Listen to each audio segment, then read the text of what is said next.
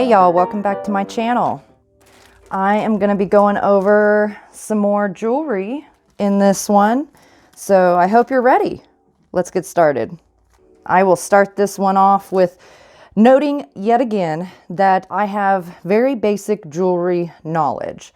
So I have gone through a lot of these pieces, but not really in depthly, and I will just share what I do know about it.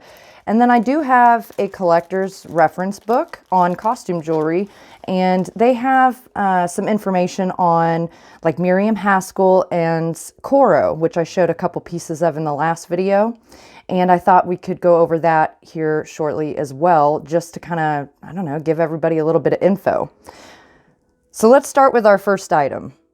Okay, this first one here is a necklace, and it does have the spring safety clasp, I guess. Spring ring is what it's sometimes called. I don't think it was marked anywhere. Doesn't look like it. So it's got the spring ring clasp up here, which is in great condition. And then it comes down to these 3 stars. And if you look on the back side, this middle star, it's kind of like a bolo necklace, so it has the little brackets back here that hold both strands. So you can take and you can shorten one strand or the other. So you can wear it, I guess, different ways and stuff. Let me put it on here. Some necklaces are a little too long for my, I guess you'd call this a mannequin piece. So I've put clips on the back to help hold it up a little better. There we go. All right, so that kind of gives you an idea of what that looks like. It's a gold tone metal, as well as these stars are. It's just gold toned. It's not filled or anything like that, but it's overall, from what I can tell, in pretty good shape. I don't see much really, if any, wear on the gold, which is great. Again, I don't know who made this piece, but I do think it's cool. I think it's festive. I think that this would be fun for something like 4th of July, but I think this is something you could wear all year, really. I think it's a really neat piece. I like the design of it. I think that this part here is kind of, like, I don't get it. I don't know what the point really would be in having it like that, but I do like that it's different. Let's see, how long is this chain? The chain on it would be right at about, what's 12 inches per side of the chain. And since it comes down to this point, like this isn't a chain that connects, it's just 2 strands in the back, I would just, I guess, leave it at 12 inches because it would be 24 total in chain length if you unhooked this. I should also say that I do not have comps on these. If I am able to find any comps, I will try and put them on the screen for you guys too. Okay, so this next piece here I have a little note with. We'll look at that in a second. Let me go ahead and show you this. So it's a brooch. The pin for it is actually right here, so it would sit as such. It's kind of, I guess, wreath style with a pearl right there. It does have a marking on it. If you can see that there, it says Mamselle. It's in good condition, gold tone metal. And like I said, it's kind of this filigree with the sides here, filigree and faux pearl. It's not real gold or gold filled, it's just gold toned. So my little note with it said, Mamselle B.B. Greenberg Co. Gold wreath with pearl brooch. Very informative. Glad I put that on there because that wasn't obvious. So this appears to be in very good condition. However, I don't really see any wear to the gold. The back has the safety clasp or rollover safety clasp. It has good tension on it, and as you saw a moment ago, it is marked there. So neat piece. Okay, now this one here, I don't remember what it is. Let's find out. I think it's just kind of a fashion necklace. Okay, here we go. Spring ring clasp on there again. And it's not marked, but it's a gold tone metal. Gold tone looks to be in great condition. It's kind of a sort of a Empire Art Deco kind of style going on, the look of it here. I really like that. That's really nice. Gold tone chains. So it's kind of a bib style necklace. I really like that. That's nice. That looks really good. That's a cool one. Not marked. Don't know who made it. And obviously not real gold, just a fashion necklace, but that's probably one of my favorite ones so far. Okay, this next one here, I imagine this is, I don't know, like it would be a little bit of a choker for a grown adult, I would think. But I think this would be a good, like, perfect size for a young girl. It's got the spring ring on here.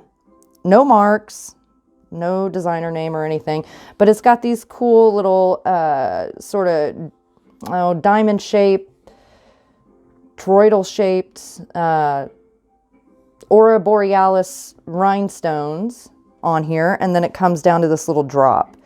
So that's a super cute necklace, gold toned. I like that one too. I think that's adorable. I guess it's about a 16-inch chain, which I think kind of still, yeah, it would put you closer to choker size.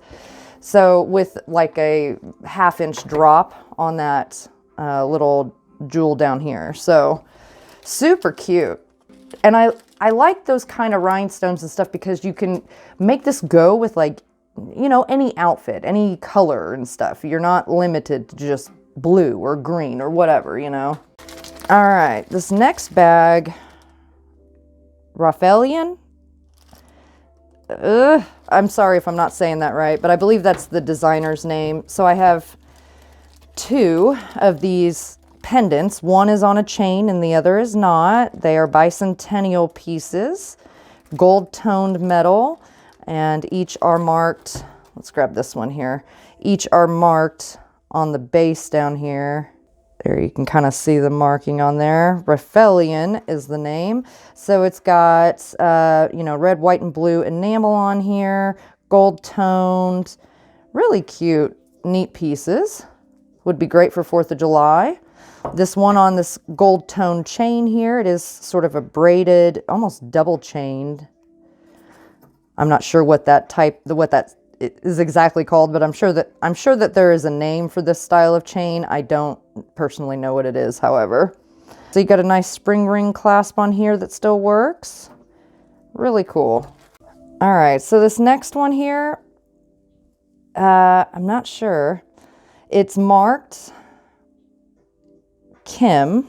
Let me see, do I have it right side up? No. Okay, so it is marked Kim on here, and it has, this is the opposite end, but it has the, what do they call that, J hook or fish hook style on the clasp there, and I believe this side here, yeah, is marked as well. Let's see what he looks like on the mannequin. I'm not positive what this fabric is. It's sort of this rope twist. It's meant to be a choker, clearly, but a statement piece, definitely. I don't really know anything on this individual or company, Kim, but there you go. All right, so let's see what all's in this bag here. Let me move this guy out of the way. All right, so we'll start with this, wow, really long necklace. What's the length on this bad boy? Wow, that's got a solid 50-inch. That's nuts. Let's see here. It's got a little hang tag. What does it say? Oh, Sarah Coventry. Okay, so it says Sarah Cov for Sarah Coventry on there. This is gold toned metal with the spring clasp in the back. All right, so I would say this one is a very nice, closer to almost a rose gold, not quite there. Not your typical super bright and vibrant gold. Let me kind of double that up there. on the mannequin so you can see it. So it's got these amber colored, let's see, I would say these are plastic or lucite, some sort of plastic anyhow. They are kind of tortoise shelled on the interior, like sort of a smoky, there we go, like sort of a smoky thing going on the inside there, if you can see. But really cool, really nice piece. That would look great. I really like that. That is for sure something you call a statement piece without being too big and in your face, you know? I really like that. What are there, 3 or 4? Let's see, it looks like there's 3 strands of chain total. So 1 large and then 2 small. And it does that on every section. That is really cool though. So let's take a look at this one. Really cool. I mean, I usually just call these hat pins, but these are used in many different ways.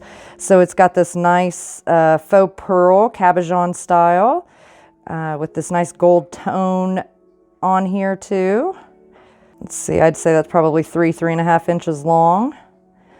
And where's it marked in here? Let's see. There, you can kind of see it. So you got the copyright Sarah in there. Okay, so then on this piece, gold toned wreath, again with the bar pin right up here. That looks really good. It has a nice, what is that, rollover safety clasp on here. And then of course you have your marking right here where it says Coventry. So in really good condition, no wear to the gold. Really nice little brooch. So as I've said before, a lot of my jewelry too, I got from estate sales. So this one here is an Abington Press choir pin. And it's a very tiny, let me turn it the right side. Very tiny pin. I want to say when I looked this up originally, it dated to the 40s, 50s, somewhere in there, I think. So it's got that red enamel on the front. It says choir. And then on the back,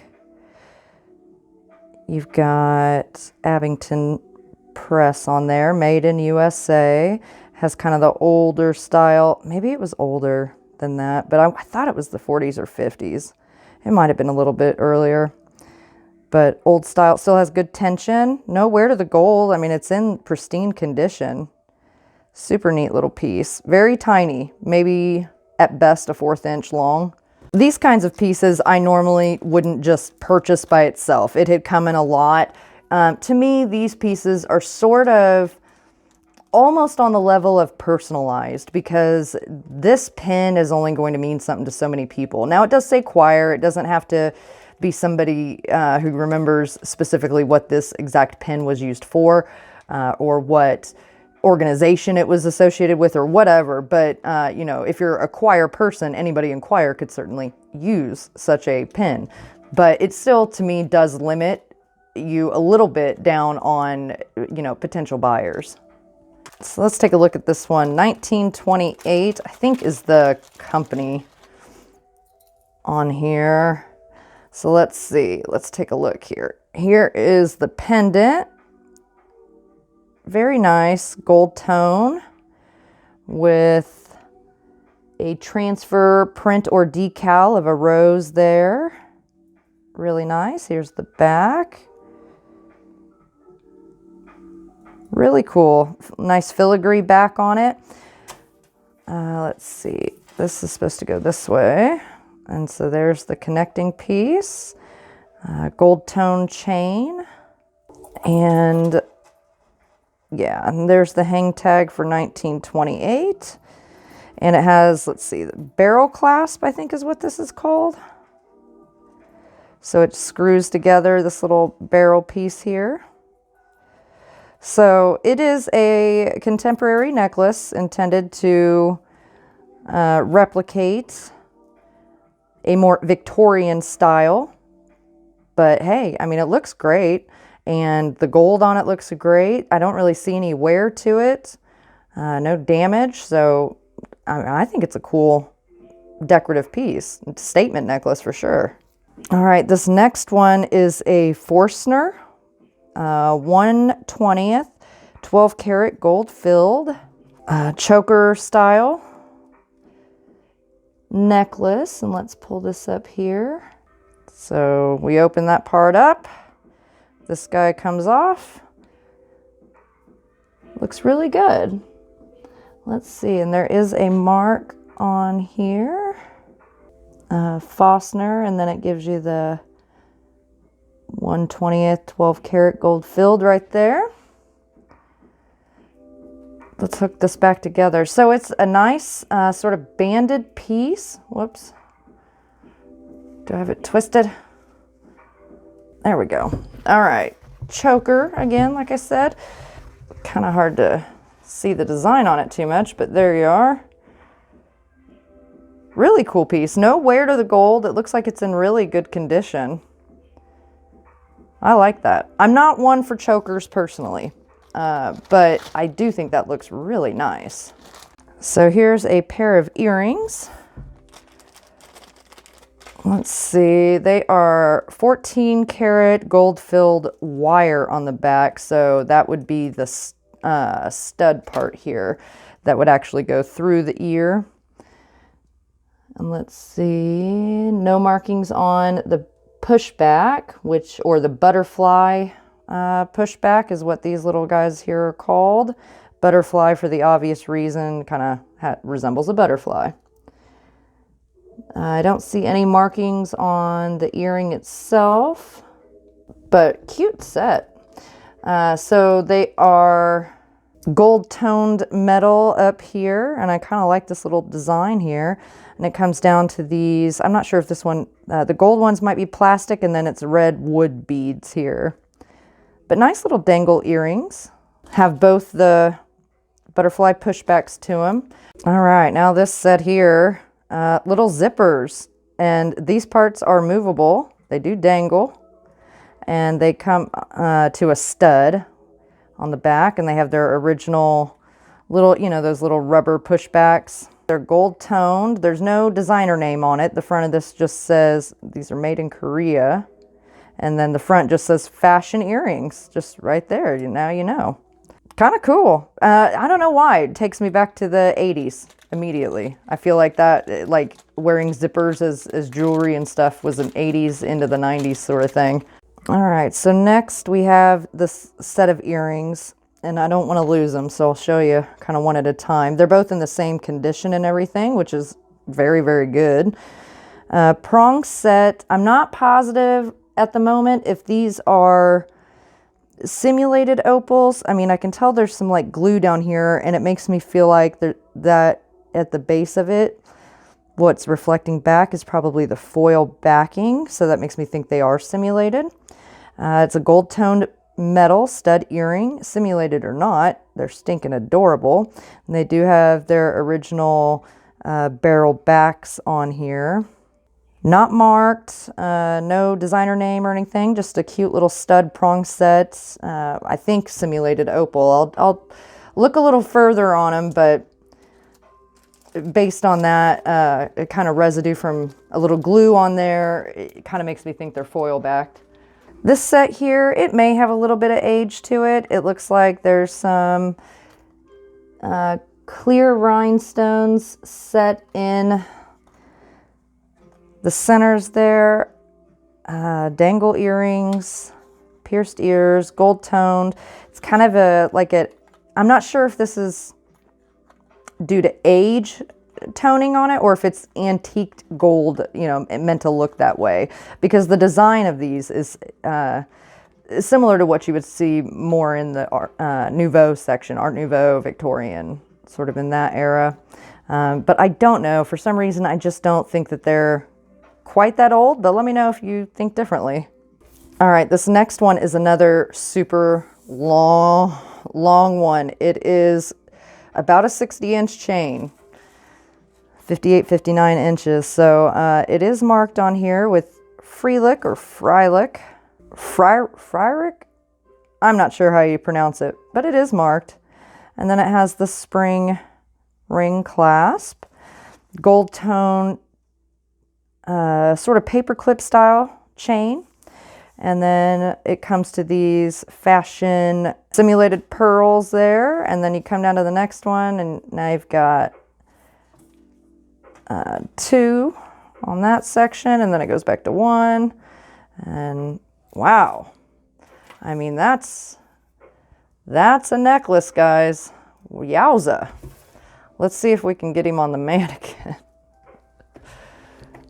at all. This is almost a wrap 3 times, potentially.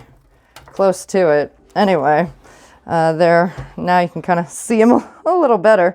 Very long, really cool looking necklace though. I like how they did the pearls and everything on there too. Very lightweight, very easy to wear with multiple different items and stuff, you know, clothing and colors and even styles, really, almost. This could kind of go a couple different ways, so really neat. So let's take a look at this one here. I won't pull these earrings out, but they are clip-on, and then whoever had them, I guess, added this like little furry texture. I'm assuming because perhaps these were a little rough on the ear, maybe.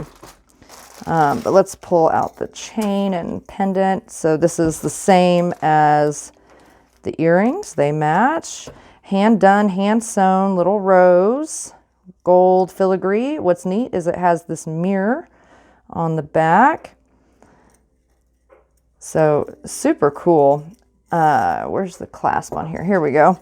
So it's got the spring ring on here in good condition. This isn't marked anywhere. I'm not sure that this is bought or was this handmade, and then, you know, I don't know those answers.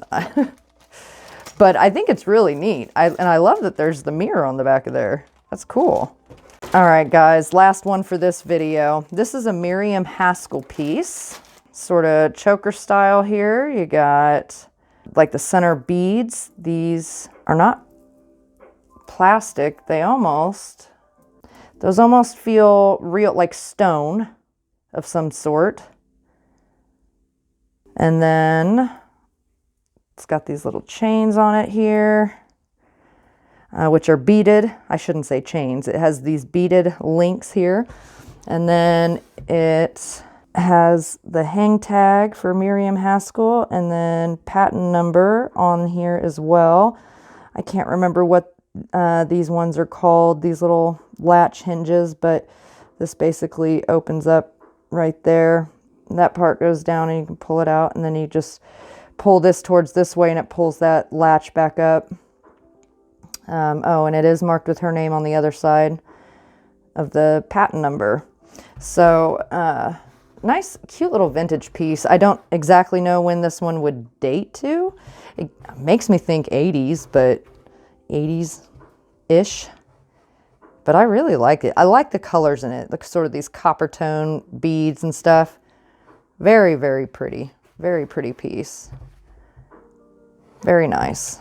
So in my last video, I showed 2 or 3 Coro pieces, and I thought since they had some information on Coro in here that I would share the information with you guys. So I'm gonna read you a little bit out of this book on Coro. Coro, the most collectible and therefore most valuable Coro jewels are the 1940s vermeil pieces such as retro bracelets and cuffs, animal and flower brooches, as well as Coro craft double clips called Coro duets. This 1940s clip in vermeil, silver, enamel, and rhinestones, signed Coro Craft Sterling, is an excellent example. This particular piece can be worn as a brooch, or each frog can be detached and worn as 2 separate clips. The company used approximately 50 different trademarks between 1930 and 1960, but Coro, Coro Craft, and Coro Duet are the most important. The name Coro amalgamates the surnames of its founders, Emanuel Cohn and Carl Rosenberg, who opened the Coro factory in Providence, Rhode Island in 1929. It became the largest costume jewelry factory in the world and was instrumental in establishing the viability of mass production. There was a fierce competition between Coro and Trifari at the pricier end of the costume jewelry market, and identical brooch designs such as hands, capuchon crowns, and jelly belly animals and flowers were produced produced by both companies. Trifari obtained a court judgment against Coro in the early 1950s, which led to a ruling conferring copyright on jewelry designs. Okay, so obviously there's a lot more to Coro history and everything, but that gives you a quick little rundown of what to look for and stuff with Coro. Now I'm going to flip the page here and we're going to look at Miriam Haskell.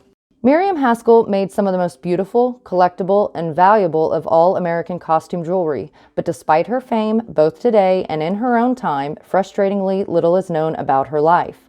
She was born around the turn of the century in Middle America. Her career started humbly in 1924 when she opened a small costume jewelry store in New York's exclusive McAlpin Hotel, selling one-off pieces which she may well have made herself. In the 1930s, she established a workshop on Fifth Avenue and employed a staff of about 20 to produce her designs, which were then distributed exclusively to the best stores and boutiques. Although Miriam Haskell retired and sold the company in the early 1950s, it continued under the direction of a series of new owners and still produces costume jewelry very much in the style of its founder. Rather than to cater to all the diverse fads and trends, Miriam Haskell developed a unique look which runs through the vast majority of her designs. It was rich, luxurious, but also subtle, and always utterly feminine. Haskell jewelry tended to be kept and collected because women found that it did not date, and new pieces harmonized effortlessly with the old. The Haskell look was based on irregularly shaped Baroque faux pearls of the highest quality. The pearls were combined with fragile clusters of tiny seed pearls and arranged into abstract designs based on floral, shell, and leaf forms. Although pearls predominated, some pieces were decorated with sprinklings of rose Monte clear paste mounted in a special loop-backed setting. Rose Monte was not widely used in costume jewelry. It appeared mainly in embroidery for couture clothing, but it suited Miriam Haskell, whose paste and pearls were hand-wired onto their filigree backings with a technique more like ecclesiastical needlework than gem setting. Haskell metalwork was a warm, matte finish called antique Russian gold, an alloy produced by fusing gold and silver on a copper base. The subtle richness of its patina made Haskell jewelry perfect for day into evening wear. The high-quality metal findings, paste, beads, and faux pearls used in Haskell jewelry are all so similar to those found on Chanel pieces that they may well have been produced in France by firms such as Rousselet and Maison Gripoy. I know I didn't pronounce those right. Most early Haskell was unsigned. But during the 1940s, some brooches and bracelets were marked with a horseshoe-shaped plate bearing her name. This was soon replaced by the oval Miriam Haskell tag still found on the company's jewelry today. Miriam Haskell's phenomenal success inspired a spat of imitators, so the collector is likely to encounter a great deal of jewelry in her style, which on close inspection proves to be inferior. There are, however, a few companies that produced Haskell-style pieces of such fine quality that most collectors and dealers rate them equally high.